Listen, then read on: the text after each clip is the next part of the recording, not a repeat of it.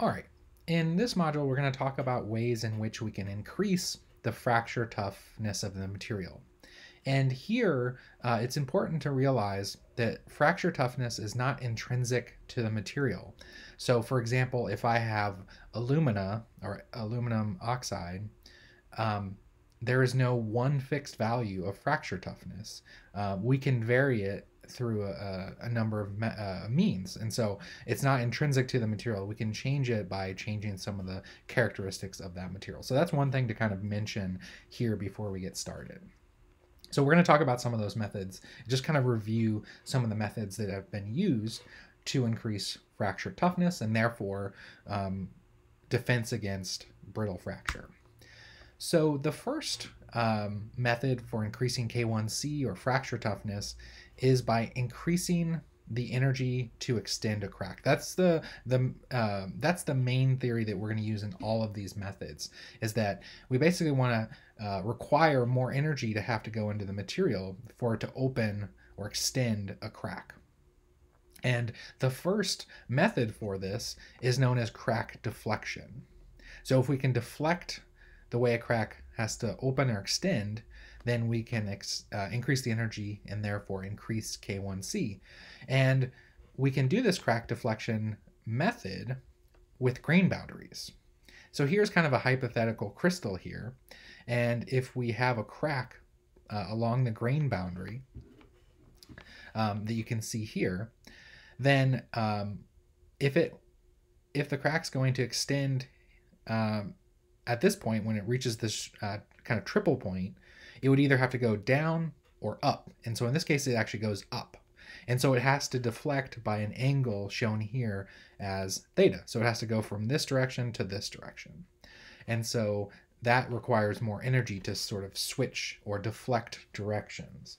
And so all polycrystalline materials are going to have this effect of crack deflection. And so all polycrystalline materials have higher fracture toughnesses than their corresponding single crystals.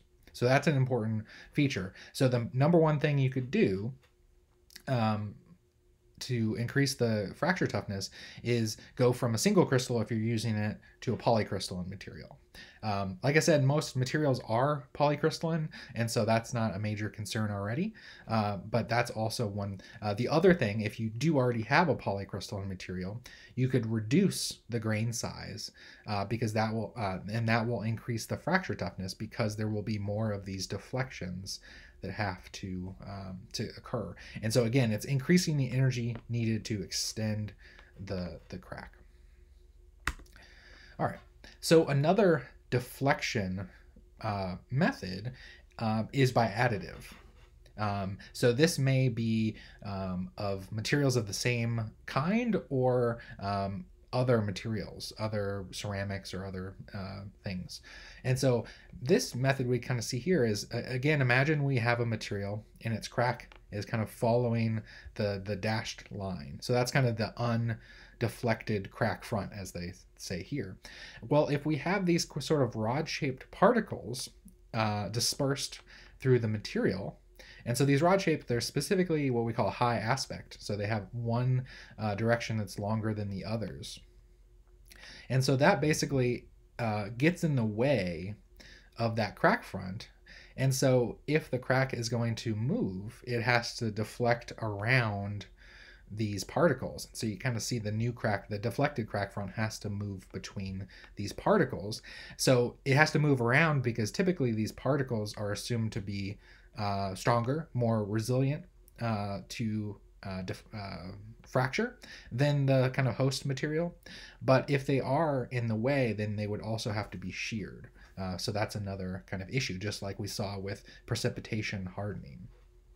So it's a kind of assumed that these rod-shaped particles are more resilient to fracture.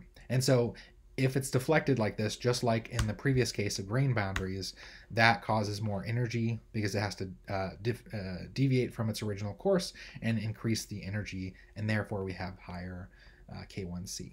So this is also, to some extent, what's happening with fiber materials, fiber composites that you may be familiar with. But actually, fiber composites have their own kind of method in which the fracture toughness is increased. So this is known as crack bridging, but the concept's the same. It requires more energy to extend a crack front. So let's take a look at how these fiber composites increase this energy.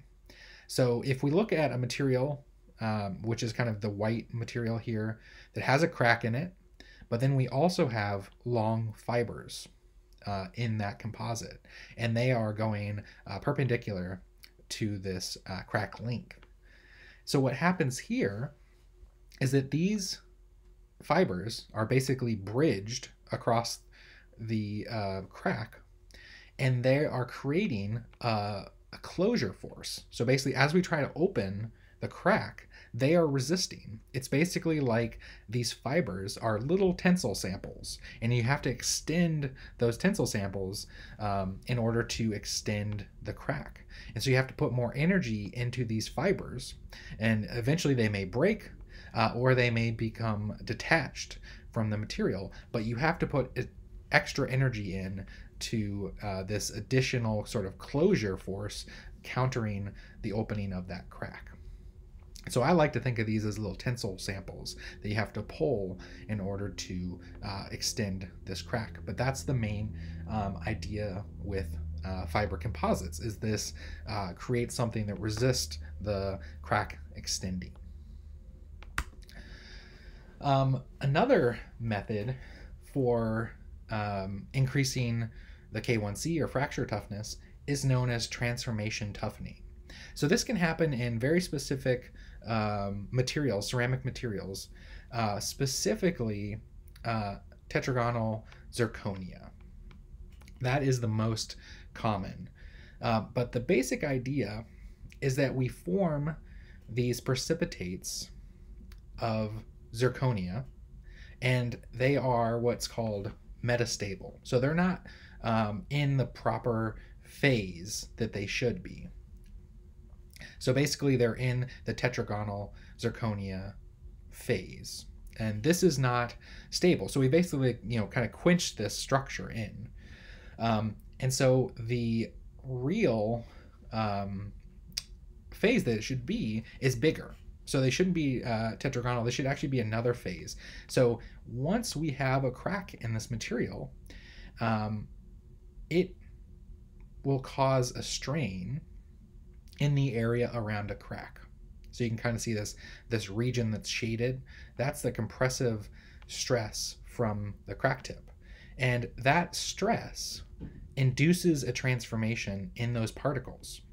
So basically this is a stress-induced transformation of these tetragonal particles, and once they're stressed, they can change into their more equilibrium or ideal phase. And the issue, and what causes the increase in the stress, or in the increase of fracture toughness here, is that this new phase is larger. So you can kind of see that it's shown here that they've gotten bigger. So that transformation causes the particles to get bigger, and that produces the compressive stress in this region, which acts like that sort of closure force. It sort of counters the opening of this crack. So there's a stress-induced transformation of these particles, tetragonal zirconia, that cause them to increase in size and create compressive stress, which sort of clamps down, I like to think of it, on this crack tip and keeps it from moving. So this is just a brief summary. There's a lot that actually goes into this phase transformation, and so I encourage you, if you're interested in this, there's some resources on zirconia that you can look up in this transformation toughening. But the basic idea is it uses compression to increase the fracture toughness. This method is tied to only a few systems in which we have this phase transformation, but it is a very useful one in the field of ceramics. But overall, the idea of a compressive stress to counter a crack propagating is useful in increasing that toughness in glass as well. But it can be done by multiple methods. So you might have heard of tempered glass. This is where we basically rapidly cool hot glass such that it creates a compressive stress on the exterior because that's where it's rapidly cooled, and then the interior cools more slowly, and there results in a tensile force. And so there's this kind of competing nature, but the compressive stress on the surface acts in the same way as these particles to sort of clamp down on cracks from propagating. So it has to overcome that compressive stress. So if you've heard of tempered glass, this is a heating process which gives us these surface compressive regions. And if you're kind of interested in that process, you might look up Prince Rupert drops, which are little drops of glass that are very interesting and have very high strength, but basically they're a tempered glass. Another method that you might have heard of, if you're familiar with the glass on your phone screen, is that ion exchange of glass, which is something that Corning, which is based in Kentucky, or has a factory in Kentucky, I should say, but they do ion exchange of their glass to give Gorilla Glass, which is used commonly in phone screens. But it's a very strong glass where basically the ions, the network modifiers in the glass, are exchanged for ions in a salt bath that are larger. And so these, in this case, potassium, are swapped for the sodium in the surface, and those potassium are greater than the sodiums, and so they create a compressive stress just like this thermal tempering on the surface, which has the same effect as tempered glass. So this is a kind of a chemical tempering as opposed to a thermal tempering.